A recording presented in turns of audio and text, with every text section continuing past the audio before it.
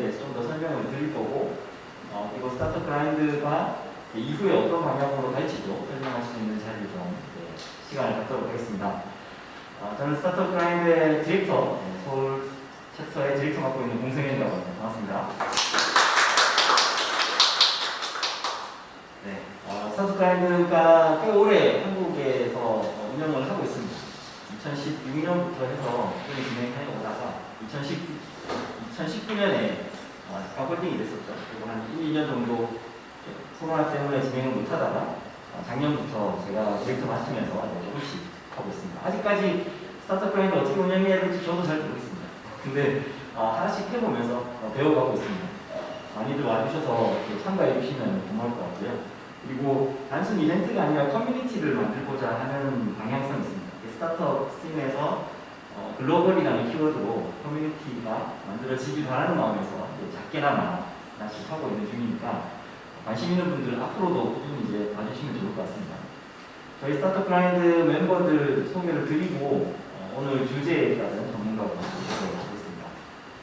저희 코디렉터의 역할을 하고 계시는 유수님 한번 인사할까요? 네, 안녕하세요. 저희 공소현 사업국장님 도와서 코디렉터 맡고 있는 안도입니다. 저는 뭐 이제 외국 스타트업들을 돕는 거를 주로 진행을 해오고 있고요. 지금 이제는 외국 스타트업들을 위한 공유 오피스를 준비를 하고 있고, 이제 행사 진행간의 어떤 모더레이터 역할이나 만약에 통역이 필요하시면은 통역을 도와드릴 수 있도록 하도록 하겠습니다. 앞으로도 좀 잘 부탁드리겠습니다. 그리고 또 한 분의 멤버가 저희 팀원입니다. 나와서 인사 하시겠어요? 네. 스타트업 그라인드가 어쨌든 이제 커뮤니티 차원에서 움직이니까 저희 운영 멤버가 그렇게 많지 않습니다. 이렇게 3명이서 운영하고 있습니다. 안녕하세요. 스타트업 그라인드에서 운영팀으로 활동하고 있는 한국 엑셀러리터 협회 소속 이민지라고 합니다. 잘 부탁드리겠습니다.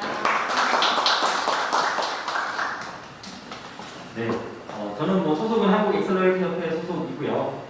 스타트업 그라인드의 커뮤니티를 담당하고 있기 때문에 편하게 저한테 연락을 해주시고, 제가 아까 다니면서 이제 명함 드렸는데 스타트업이나 엑셀러레이터 그리고 인베스터 같은 이런 스타트업 씬에서 투자와 관련된 궁금한 사항 영상 있으면 얼마든지 연락 주시면 제가 열심히 도와드리도록 하겠습니다.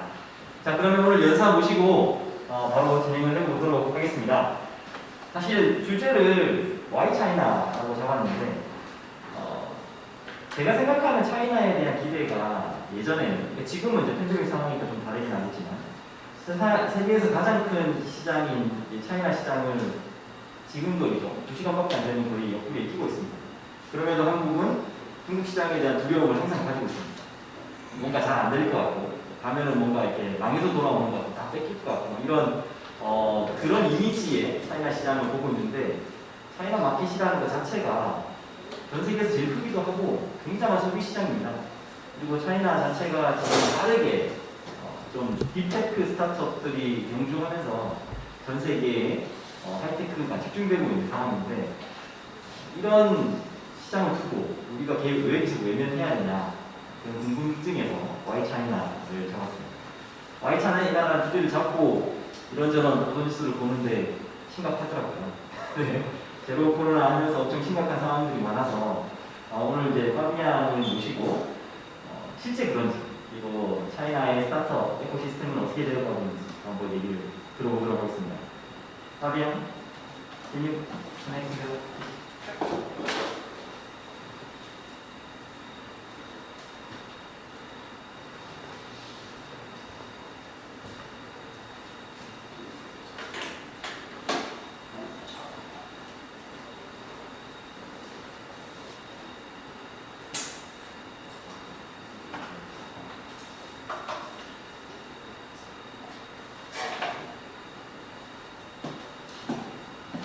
오늘 소개해드리는 파비앙 마르틴은 차이나에서 스타트업 그라인드 디렉터를 하셨습니다. 그리고 지금은 파운더스 레이어의 공동 창업자이시기도 하고, 전 세계를 돌면서 스타트업과 관련된 그리고 오픈 이노베이션과 관련된 여러 역할들을 하고 계십니다.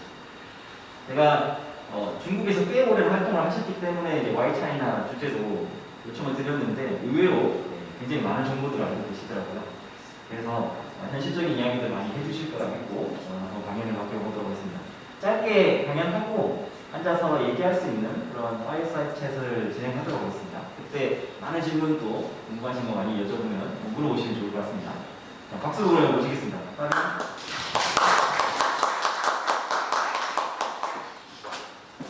Can you hear me? Yeah, cool. So I'm Fabien.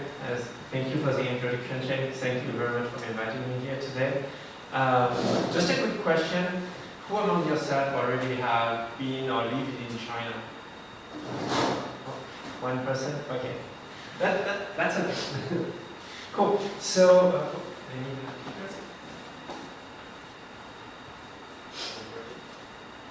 I can handle that. So yeah, sorry, you were to see me from here. So yeah, today I was asked to speak a bit about the innovation ecosystem in China. Just a bit about myself. As you can see, I have many names, so it's a huge struggle in Korea or in China for anything which is administrative related.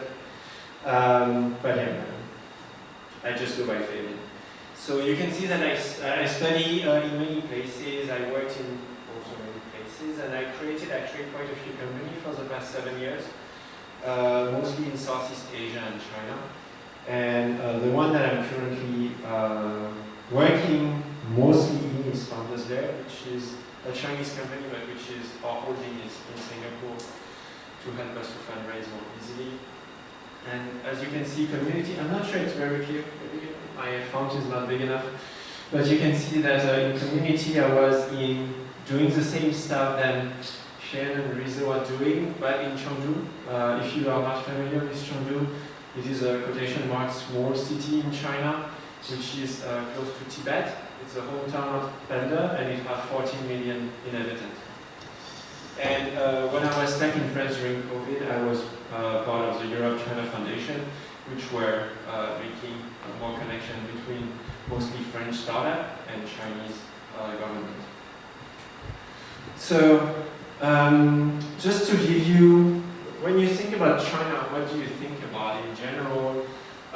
Depending of if you have like a positive attitude or a negative attitude. Positive attitude will be, this is a big market, this is full of opportunity, it's growing fast. If you have a more negative attitude from the media, it's like, oh, IP theft, terrible regulation, and things like that. But I want to start with one of the most important points is the size of cities and provinces in China compared to other places in the world. It's very bad too. I cannot even read it. Oh, that's terrible.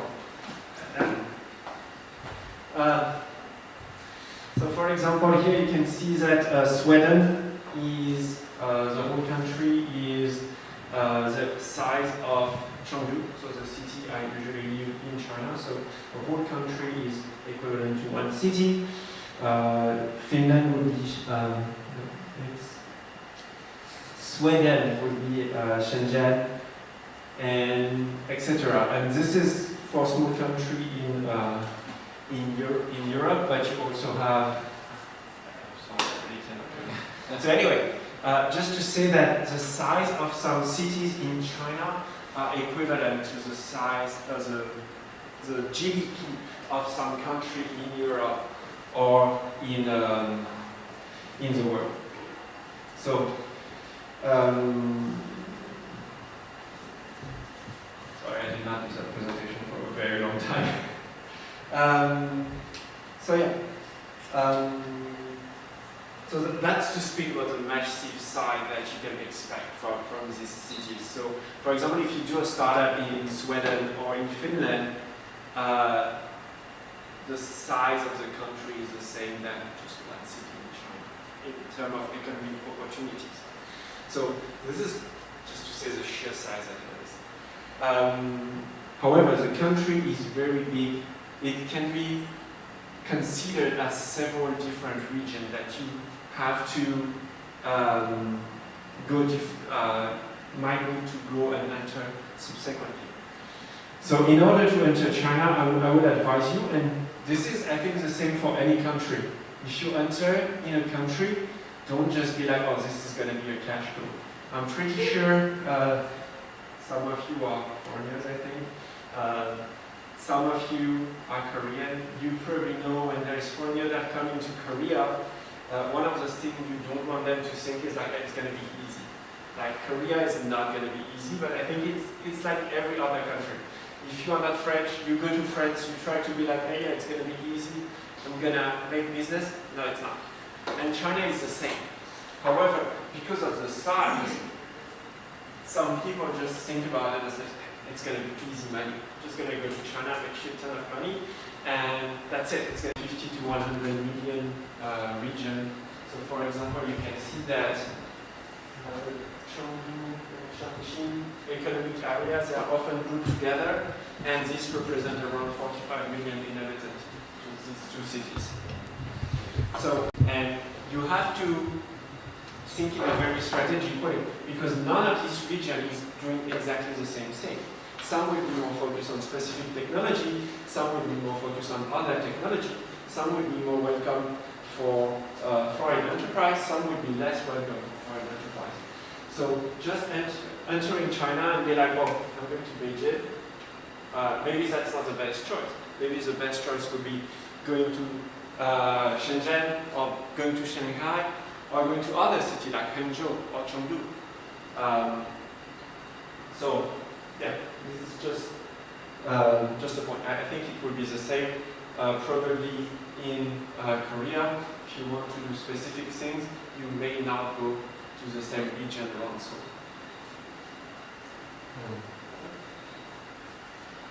So just to say also the global top 20 startup ecosystem.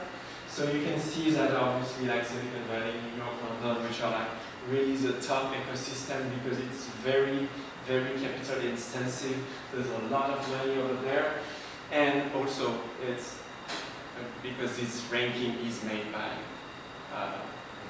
English-speaking people, so they value their own stuff, which in general make America and Great Britain in general at the top.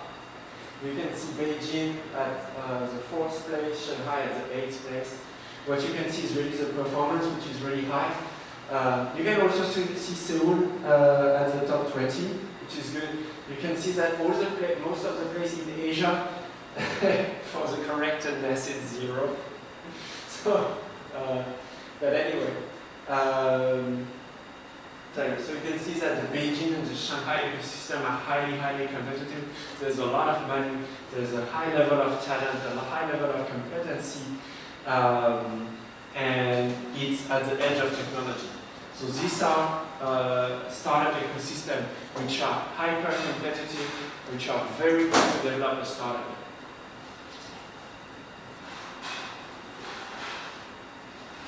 So also, if you guys are not familiar, in China there is what we call tier city. So for example, you have like the first tier city, which are Beijing, Shanghai, Shenzhen, Guangzhou, and after you have the second, third tier, fourth tier city. So a second tier city, or sometimes called new first tier, is city which have been developed economically very, very quickly, and which are almost at the level of tier 1 city in terms of concentration of capital, talent, and things like that. So here you can see Chengdu, where I usually live, but you can also see Chongqing. You can see Hangzhou. Hangzhou, if you don't know, is a city which where Alibaba is from. You can see Suzhou, which is like a huge city which is mostly working on healthcare. So you have all these cities which are very differently. So don't go to so different tier of city will have different challenges. So for example, here it's not very visible. I'm sorry again. So but you can see market readiness for startup. You can see that on the first year, like it's pretty easy. It's pretty easy. You go in Shanghai, Beijing, Shenzhen, Guangzhou. It's very, very easy to do startup. You can see the government support, and you can see here, well, not ugly, because Beijing, Shanghai, like the tier 1 cities, they attract already a lot of entrepreneurs. There's not necessarily to have a necessity to attract as many entrepreneurs as there would be for a new tier 1 city, for example, in Chengdu. So the policies of the new tier 1 city are in general much more generous than they would be in the tier 1 city. Ecosystem maturity, well, you can see that it's just decreasing as you go down in the tier list of the city. And funding is the same. I will give a bit of a caveat in the funding. I would tend to say that, so if you are around Shanghai, or Shenzhen or Beijing, it's pretty easy to get funding. The further you go away, the more difficult it is. So for example, I think if you compare in terms of funding Suzhou, which is very close to Shanghai, it's much more easier to get fundings when you are in Suzhou than, for example, you are in Chengdu.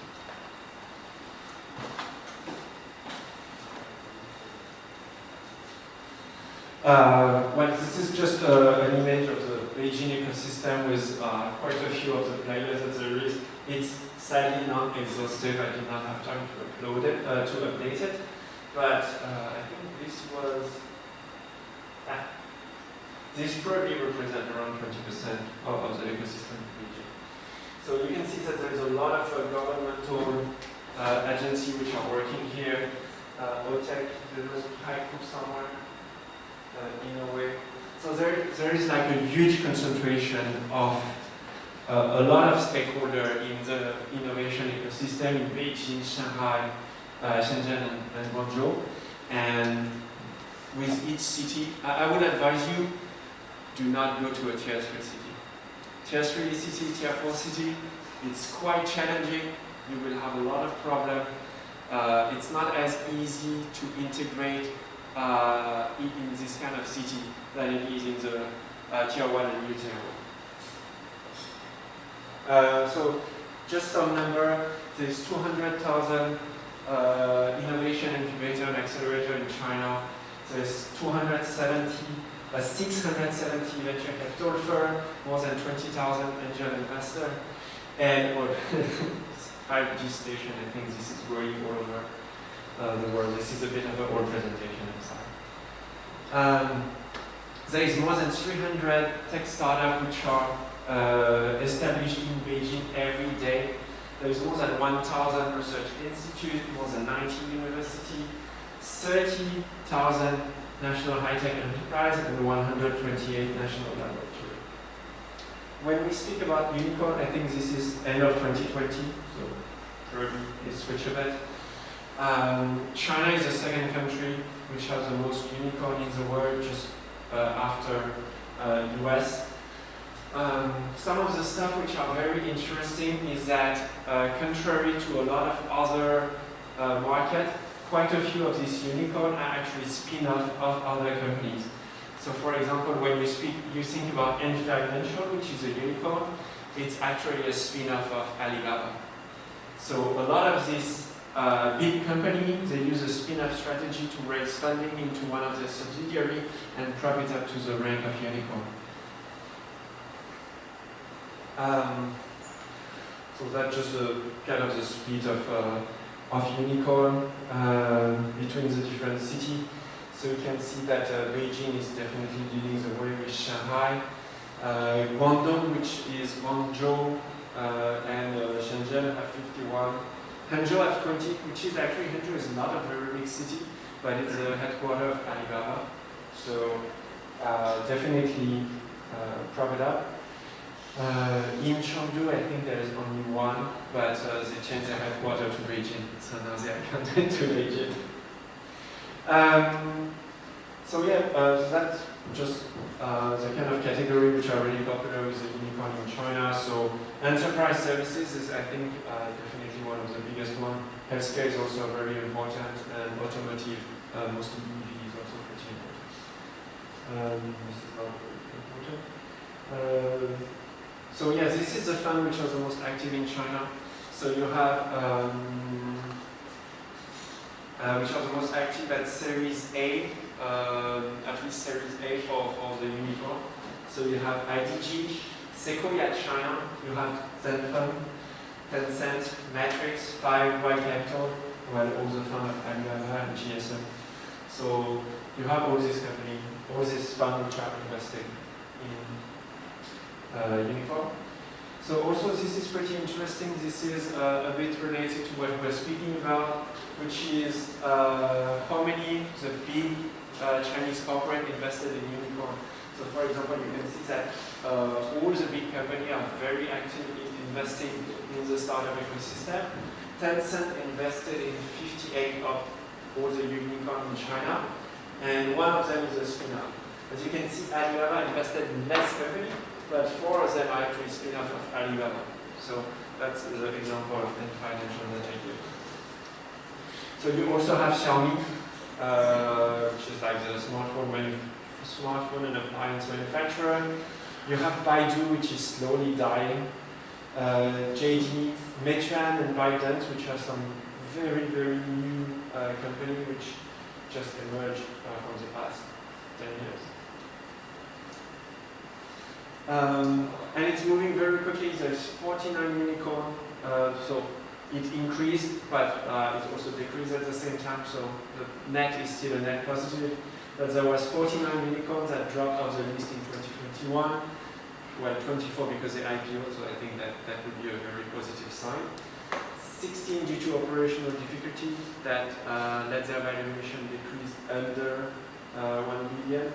7 due to policy change. For example, EdTech and video games. In the past 2 years, there have been a lot of regulation and switch that changed. For example, there was a lot of very successful startups which were in the educational space, and the government released some new guidelines to what was possible or not to do for the students, because, well, I'm pretty sure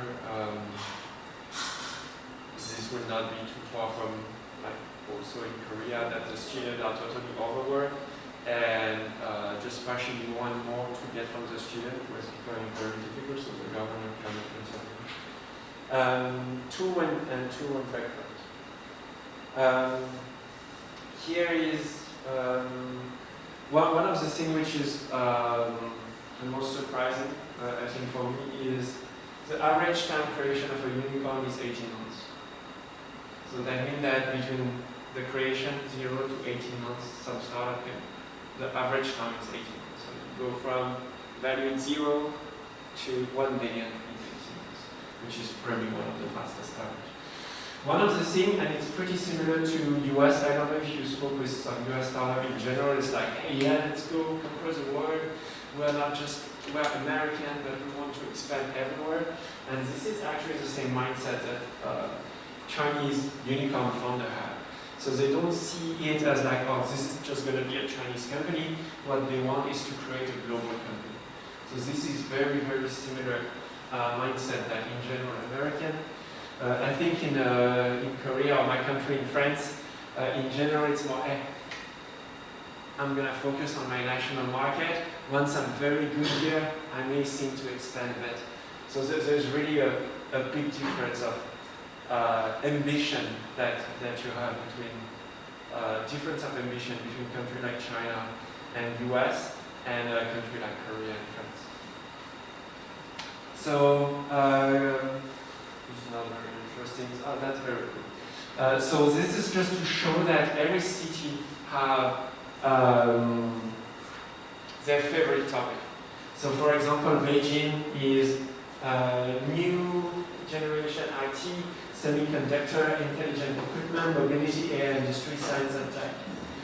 But for example, if you go to Shanghai, IoT, healthcare, automobile, high-end equipment, smart material, and consumer goods are the focus of the government. So this is something that you cannot just ignore. I think it's also similar here. So if the government give a line, there's no point in going against that line that the government is giving. So if the government is saying, hey, I'm going to favor now a healthcare startup in Shanghai, and you don't have a healthcare startup, don't go to Shanghai. You have a, let's say, a marine economy startup, go to Guangzhou. Don't waste your time to go in a city where the government is actually not supporting you. Government in China is extremely supportive of the startup and can really make the difference between a huge success and just a waste of money for your company. So this slide is just to show that different cities have different problems. This is just something that I find is interesting. The best way to understand any, like the Chinese ecosystem or any ecosystem to that matter is just to connect with some people that actually know very well the ecosystem.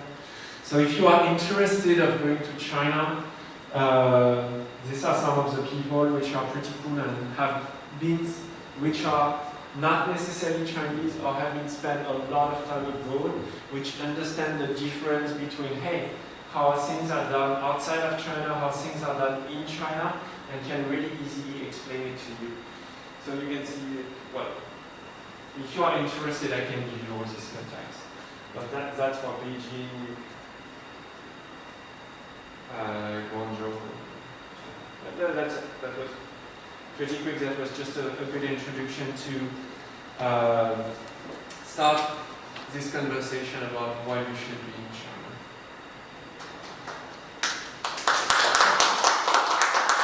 Into China and started all these Founders project going on. What led you to China? What was your entrepreneurial journey from France to China? Okay, I won't say it's from France. So I studied in a lot of different countries. So I have a degree from United Kingdom. I have a degree from Australia. I also studied in France, in Poland, and in China. So it was, and also you can also consider it in Singapore. So it was not like I was not coming directly from France. Actually, my first job was in Malaysia and Singapore, so I was working as an investor there. What really motivated me to go to China is the dynamic. So it's very, very fast. So I was living in Singapore, Malaysia, but I was sometimes going to China, and I was like, every 3 months, every 6 months you come, there's something totally different. So it's like, one day you might wake up and you will see in all the city, like Yellow Bank at the time it was called Ofo, this startup unfortunately died. But one morning in Chengdu, there was like all these bikes which were lined up. And I can already picture that in France. Like if one private company starts putting a bike like that in the street, like directly on the news, it will be like, what is this disaster? This is not, there's no government oversight. This is so terrible, it will kill jobs. It's not good. Innovation should be regulated. And so I can already see how much of a catastrophe it would be in France. But going to China, like no one really had this thinking. It was like, well, this is so cool. I don't have a bike, and I can just unlock a bike with my smartphone and just go. And you will see this like, at the end of the first days, you will see this like grandpa and grandma, which were like, okay, taking the bikes, and you're like, okay, this will take years to happen, to get people to get used to that in France. So that's the kind of stuff that really excited me. Also speaking with people, a lot of people have a lot of ambition and things like that. It's really an inspiring environment to be in. So there has been lots of difference in between what you expected before you got into China and what actually happened on the field. And what will be some of those experiences? Okay, so actually all of my co-founders, well, except my Chinese co-founder, they were really interested by China. I will tend to say that I never was. I did not have any specific, when I grew up or when I studied, any idea, well, I want to go to China. So I was very surprised. when I arrived, because obviously the image that is portrayed in the media, especially at the beginning of the last decade, was pretty negative. I think it became worse actually, but so it was pretty negative. I was imagining like not very developed cities, like people which would be like scared in general and things like that, and like of their government. And then when you arrive in China, it's just totally different. So that really what surprised me. So the first city I visited was Chengdu, and it's like, how can I describe it? Okay, so if I want to describe Chengdu, I would say most of Chengdu look like Loido, like the island. So it's like super big, it's super modern building. It's like have a lot of green, it has very big road and things like that. So it looks super modern. If you Google Chengdu and you see some picture of Gaoxin district, that's just like Loido, but like, I don't know, 10, 20 times bigger. Or more. So yeah, that was super surprising to be like, okay, I was expecting like old buildings and not so much modern, because you know we have this kind of discrepancy in our mind between the image of Shanghai, which have changed so much, which is super modern, and the other cities in China. And it's like, wow, Shanghai is a modern, like futuristic looking city, but then at the same time we don't imagine that the other city follows the same pattern. So I was really, really surprised by that, and I was also very, very surprised by the technology, mobile first solution that you can find in China, which were super convenient to use, even though my Chinese is, let's be honest, crap, but I can still use all the application. It's very user-friendly, it's really well designed, and this was already 7, 8 years ago. And so that surprised me a lot, and also the people that, well, in France we always imagine Chinese are very bullied by the government, not like very controlled. And then when you go there, you meet people which are extremely open-minded, which are really ready to try new technology, to learn things from abroad, and which are just trying to live their life. I think the image of the government like controlling free speech and things like that is really, I would tend to say, the last of their concern. There's some people which are very annoyed with that. But most of people, they are like just trying to live a happy life everywhere, doing their best. I see. Then, since you experienced the both ecosystem, both China and Korea, what would be the biggest key differences between Korean startup ecosystem and Chinese?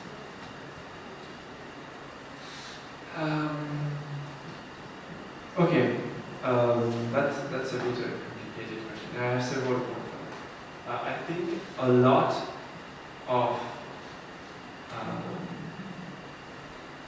so in Korea, what I feel, and maybe you can correct me if I'm wrong, a lot of the startups are actually founded by people that get out of chaebol. So coming out from Samsung, Hyundai, they go and create their company. In China, it is somewhat different. A lot of the startup and very successful startups which are created are actually created by two kind of people. Well, there's a certain, I think the two most important one are returnees. So people which have worked for, which have studied and worked for 5 to 10, 15 years abroad in like Google, in Facebook, in Instagram, and then they come back to China and they do their own thing. Some of the other thing, some of the other breed of entrepreneurs which are really successful is people which have been working for the branches of American companies. So you have a lot of companies like, for example, Microsoft, which entered, there was, the first time I entered in China, actually Google was still running properly in China. So there was big Google office in China. Microsoft is still huge in China, even in the US. And you have a lot of people that actually maybe never worked abroad, but worked in these kind of big Western companies that go and create their own company. Obviously, you also have the one which are coming from Alibaba or Tencent, like the local tech company. But yeah, and the last point is always very funny. So a lot of also those entrepreneurs are coming from business background. So I think in Korea, quite a few of the entrepreneurs that I see have an engineer background, especially when they come out of Samsung and Hyundai in general. In China, a lot of the company are actually started by business people, mostly because of the very quick privatization of the economy. You have to think that 30 years ago, China only had mostly SOEs, like a state-owned enterprise, so everything was controlled by the government. So in order to do anything during the past, at the very beginning of this liberalization of the economy, you had to have strong connection with the government. So you have a lot of business people which have very, very strong relationship with the government, which are getting projects from the government. So for example, in Chengdu, I know one of the entrepreneurs, which is a very business-oriented person, which got a contract from the government to do something he had absolutely no idea how to do. But he created a company. If you're on the team, he recruited some engineers, and then they finally make it happen. But so that's the kind of profile. Was your question about like this innovation ecosystem, or just about the entrepreneurs? Yeah, entrepreneurial. I will tend to say that. I hope I won't offend anyone. I would tend to say that the Chinese innovation funding ecosystem is much more capitalist. In Korea, it heavily relies on the government. In China, it relies on the government, but a lot of the funding that you will get is actually from actors which are subject to market forces. So what happened? China was very similar to Korea around 7 years ago. So the government was the main actor. It was financing a lot of the accelerator, a lot of the fund. And what happened is at some point there is a stop. They're like, hey, either you prove to everyone that you could make money, and then you can go and get some private money, not from us. Either you do not, then we can stop. So that means that now, if you're a startup, probably 20% to 30% of your funding might come from the government, but at a very early stage, it starts to be very Private. From private money. Okay. Does that make sense? Yeah, it kind of makes sense, and I would really like to dig in deeper.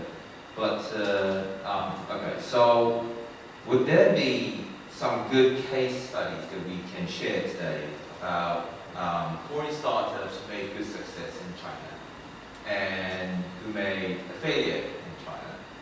Anything you have witnessed? So I will tend to say it's so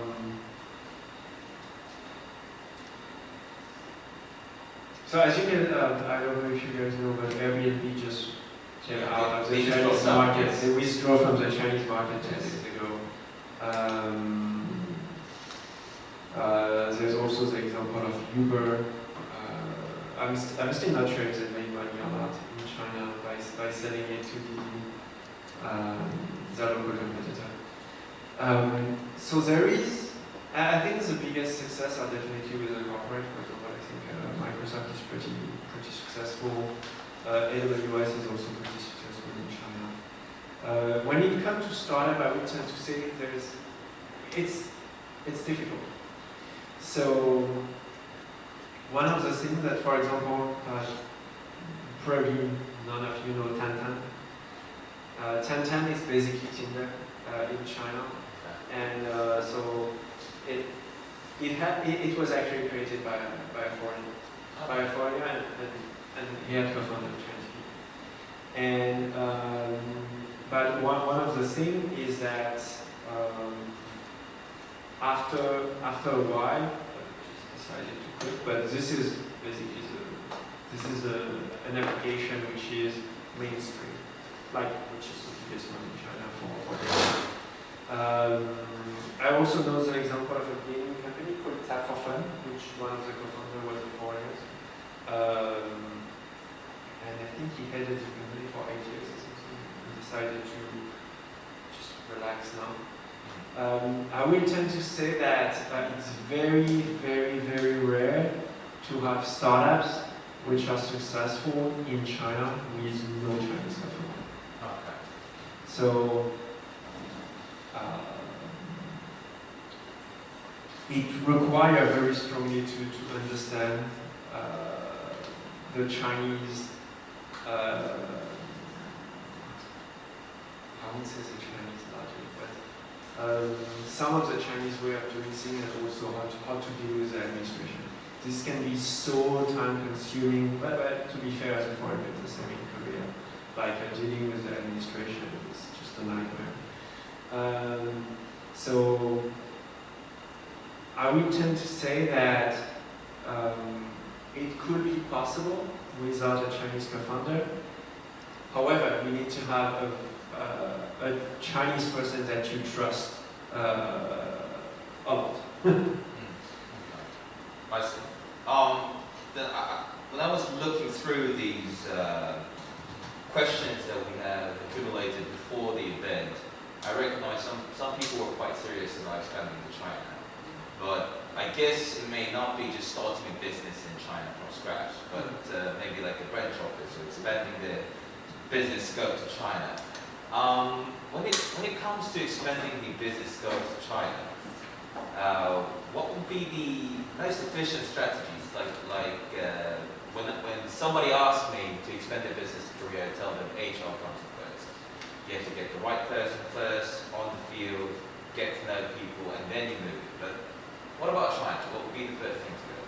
So I would tend to say to some extent it's quite similar in every country.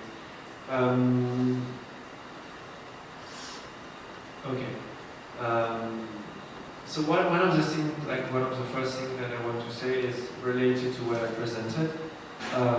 Know which city or region or government you want to approach.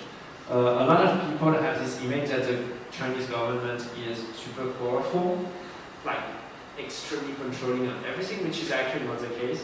The Chinese government is actually way more decentralized than people imagine outside of China. But at the same time, so they have this image that the Chinese government is super strong, but when they want to enter the Chinese market, they completely overlook going to the government. And as I said earlier, the government can make or break your entrance to China. So I think this is very important. Find a city which is very supporting of what you are doing. Because if a city is supporting of what you are doing, that means that the people, your interlocutor, you will speak about, they will understand what you do. If you go and speak about, your cutting-edge IoT healthcare solution to a third-tier city, they will just be no, super confused, we're not interested. If you go and do it in Suzhou, probably you will have a lot of people which will be, hey, we know what you're doing, that's pretty cool. So the level of competency of your interlocutor really depends on the specificity, and in the government, right? Really depends on which city you go. So I would tend to say really target a region which is really supporting what you are doing. So you told us to know the city and the location where you're expecting to expand. Then what would be the tips that you would like to give? How to learn and how to study about the cities and locations, landscapes, etc. That's good. I will give you somebody after. Go on, find us there. No, okay. More generally, I think the governments. So sometimes it might be difficult, but the governments actually, the different local governments in China, they often organize competition or publicize their brand. They are always looking for startups. So, for example, what you're aware of it, there was a big competition in Beijing which is called Haiku, which they distributed around $12 million of equity-free prize to startups, which would be selected. So, yes, you have a lot of this competition, but after once you've been selected as a winner of this competition, you also have all the support of the government after. So in general, having on your back the Beijing government is something which is pretty good when you encounter some trouble or some competitor trouble in China. But Beijing is doing that, but for the moment, right now we have also the one I know, right? There is also one which is running in Hangzhou, in Zhejiang. So there's a lot of cities which are actually running this kind of competition.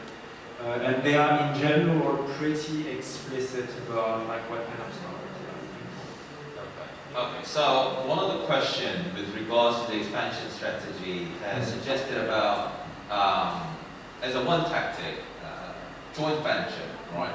If there is an option like joining the government program or setting up a joint venture or just go to China for several months and get to have some networks and start a business from scratch, if there are three options, what would be the best to choose?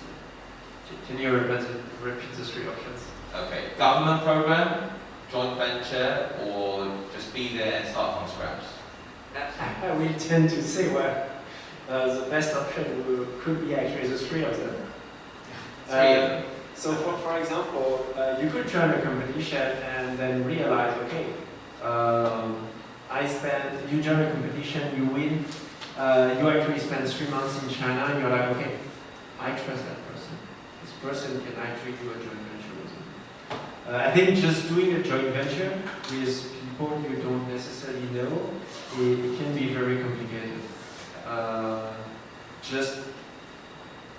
Okay, so I think the legal system in China is evolving very quickly, so it's really difficult to keep track.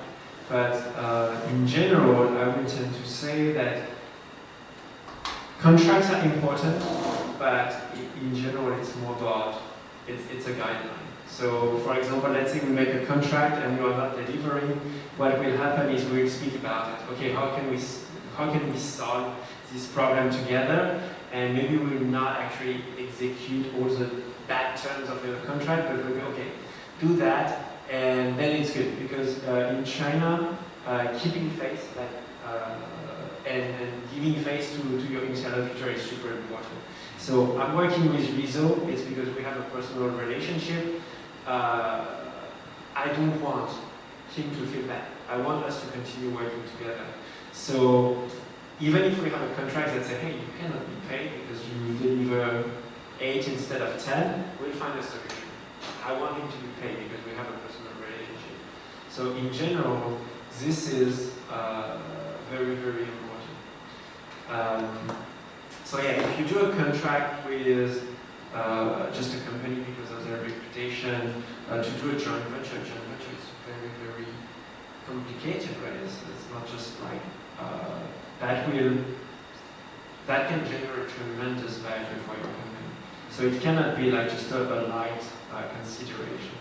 You have to really be with people that you trust and you can work together, and also having that personal relationship that you know that if trouble happens, you guys can work it out and find something that you respect the person enough and they respect you enough so you can both keep face in case there's problems. Just to say, I think building relationship in China, if you compare it to Korea, because well, we are in Korea, so we consider that building relationship is actually here very, very slow. I think in China it's much faster, so you can build relationship and strong relationship in like 6 months to 1 year, and that can really be beneficial for everyone. Okay, then I want to jump into a bit of more realistic questions. What would be the legal standard for building up an entity as a foreigner? Like maybe you have to give like 51% share to the Chinese passport holder, or you have to have minimum submission of budget, or in corporate taxes that you have to pay as a foreigner? What are the conditions like? Okay, so that's a very specific question. I'm not a lawyer, so please don't take that as legal But it can be brief. I just want to give the information to you. So you can have a different kind of structure. One of the one which is the most popular is the VIA structure, which is basically you own a Chinese entity which is controlled through contract by a Singaporean entity, or like an entity from somewhere else. So this is good to avoid the regulation which are supposed to keep foreigners away from entering certain industry. Also, what you have is like you have what is called a wholly owned foreign enterprise, which allow like foreigners to just Run their business. create an entity, run their business with no Local intervention. Yeah, and there is no requirement of local ownership. So I know that 20 years ago, like if you wanted to enter the Chinese market, you had to have this you were forced into this kind of joint venture where like a Chinese partner needed to have 51%. This is not the case anymore. You can create your own company that you own 100%. And so this wholly foreign enterprise and a Chinese entity is the main stuff. The main difference will be what kind of sector you can operate in or not. So, for example, if you want to operate in the education sector and targeting very young kids as a wholly foreign enterprise, you will have quite a bit of trouble to get the regular authorization to be able to do that. But yeah, in general, otherwise, that have very little impact on the help that you can get from government. I see. So, okay. So when it comes to startup in Korea, we have a certain type of conception that we have in our mind. Most of them must be the tech startups. And many tech startups, when it comes to expanding their business to China, the biggest barrier is about their IP protection. Would there be some kind of IP risk? Would there be also depending on the industry? Or if there are, how should we protect it? Have you seen any cases like these? So as I say, the legal firm, don't take this as legal advice. Yeah. So the legal framework is changing very, very quickly in China. So, which is pretty much normal, I think, as a country develop and start to have patents, they obviously start to give more importance to the protection of their IP. So this is really starting to be more and more important in China, and so IP protection becomes more and more relevant. So yes, I think there is definitely risk of IP theft. So for example, if you have some some hardware and that you manufacture it in China, if you choose badly your partner, you may end up with leaking a lot of your IP and one of the manufacturers just doing your product. But I think that's very depends on what you put as IP. So if you go and register your IP in China, then you will be much more protected. After one of the things is you can see that, for example, when people crowdfund some project on Kickstarter, they have some quotation mark innovative products. Yes. And then 2 weeks later you can buy it on Alibaba. So this is definitely an issue, and being realistic here is not about being judgmental or anything. It's about being realistic. Because do you want to feel angry and sorry for yourself that your IP have been taken, or do you want to be successful in business? So anyway, there is Chinese people everywhere. So most likely, if you are commercializing what you are doing in any country, your product can definitely be sent somewhere, be dismantled and rebuilt somewhere else. So one of the best strategy I would tend to say in general for that is just be in China. So build a brand. So one of the things is Chinese consumer actually really have they really appreciate good brands. So if you develop a good brand, you have good value, you promote good value in China, and build your brand can really be a very strong defense against anyone copying your product. But even if you are very successful in China, there might still be some products which might still get copied, even if you are present in China. So because you have to imagine that the environment and way of thinking is very different in tier 1 and new tier 1 city than it is in tier 4 city. So your product might be widely popular in tier 1 and tier 2 city, but in tier 4, the project owner will pay us and we will pay the creators. Okay, so as I remember, if I'm correct, I know that Fantasy started from China. You are correct. Yes, and all the founding members, actually, most of them are foreigners, right? Well, that would be a funny comment.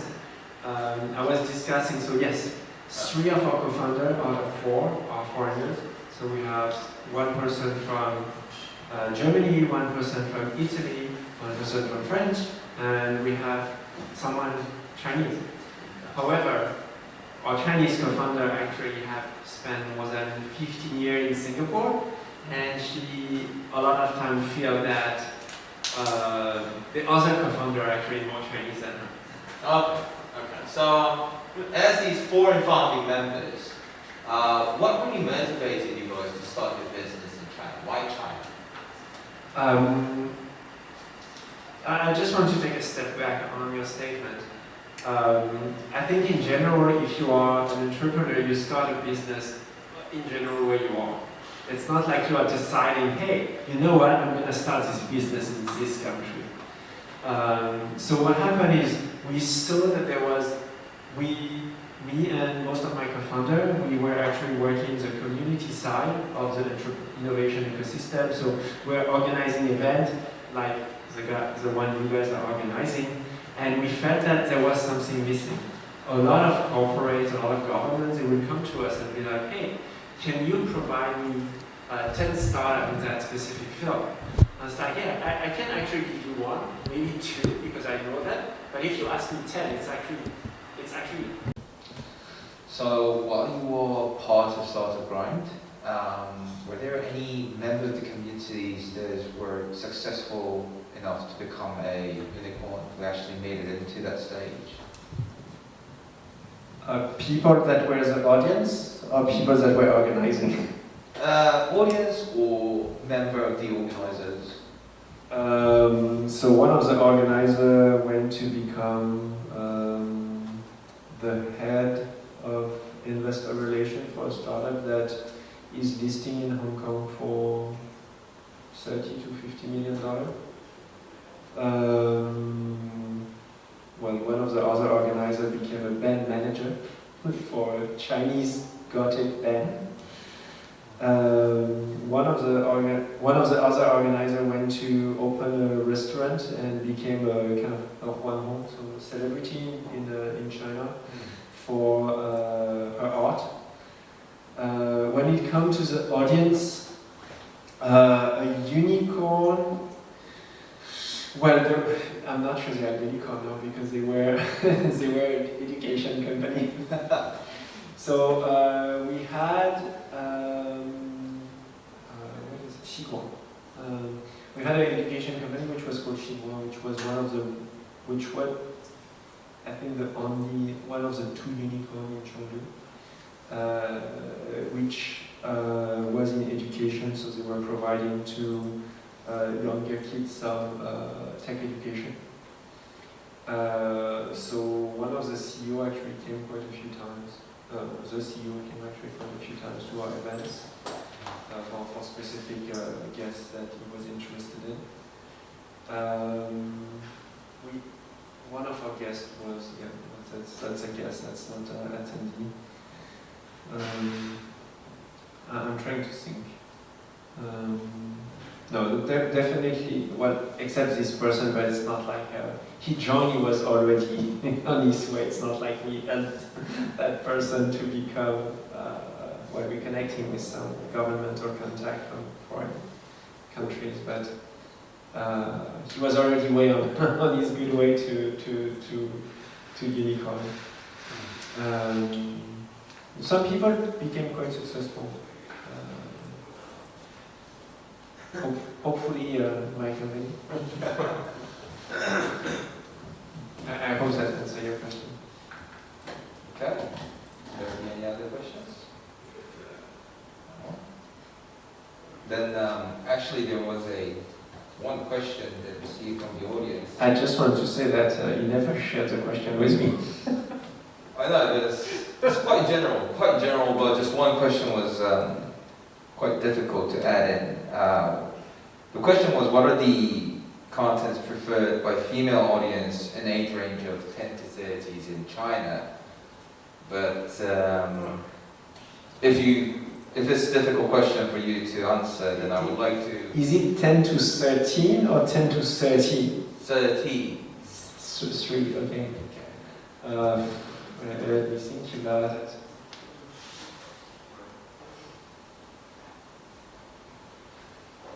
I would say food. Like restaurant. No, this is. Then I would like to slightly switch the question into a bit more general scope. What would be the most commonly used marketing channels in China targeting 20s to 30s? Maybe MZs. 20 to 30s? Or Douyin? Yeah. Like TikTok. TikTok? TikTok will be... Like Douyin, like the Chinese version of TikTok. Maybe a bit Toutiao, but well, it's still from ByteDance. Xiaohongshu. But is it for young people? I always have the feeling that it's for older. But Founders Lair has a bit of color of B2B marketing and B2B sales. And when it comes to those kind of marketing, how did you guys... So in China, we're mostly using WeChat. So basically WeChat. Which I think it's... so young people still have WeChat. But the core of our audience is actually, in general, millennials or older, and most of them are on WeChat. They are, in general, more active. I know that there's that idea that like young people, like very young people, like Mark Zuckerberg, when he created Facebook, are the most successful people in tech, but it's actually people which are in general in their 30s or 40s or 50s, which are actually the most successful on average to create the tech startups. So Gen Z are not, they are still on WeChat, so we can still reach out to them, but they are not. I'm not going to start to make some leap dab on Douyin to attract them to apply to some competition yet. Okay. Maybe in 10 years.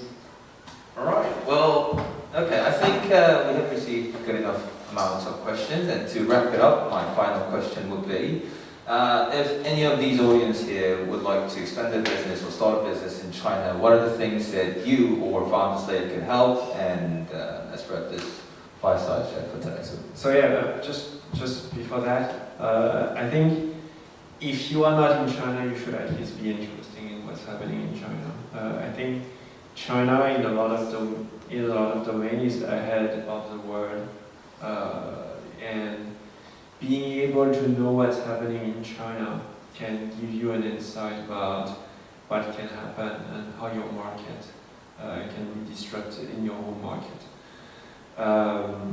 So even if you are not in China, be interested in what's happening over there, what are the new technological development, and also trend of what people are using, because I think more and more China will have more and more influence on all of the trends that are happening all over the world. If you want to enter in China, don't hesitate to come and speak with me. Obviously, go on Founders Lair. We have many competition or governmental, that sounds like thousands of them. But there's like, right now there's 6 or 7, which are to enter the Chinese market. They are pretty cool. Yeah, that's about it. You can also speak to Leon. Okay, thank you everyone. Whilst Ed is still here, and Shane, please come up and finish up for us. Thank you for inviting me, guys. Thank you for being here. Yeah, yes. Thank you guys. Fabien is one of the best experienced person for the China, right? great time.